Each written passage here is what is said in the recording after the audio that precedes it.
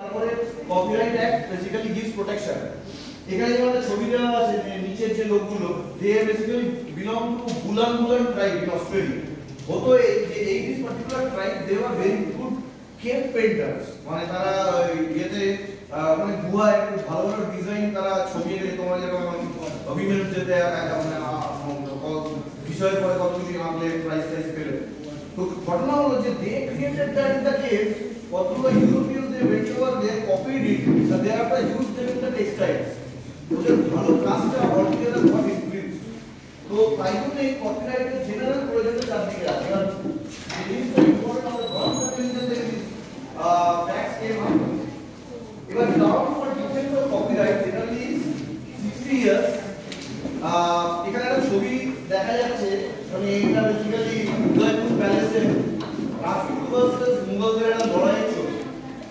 এটা miniature painting. এখানে generally বলা হয় যে 60 years is the period for which protection is given in copyright. মানে রবীন্দ্রনাথ 1941 সালে মারা গেছে।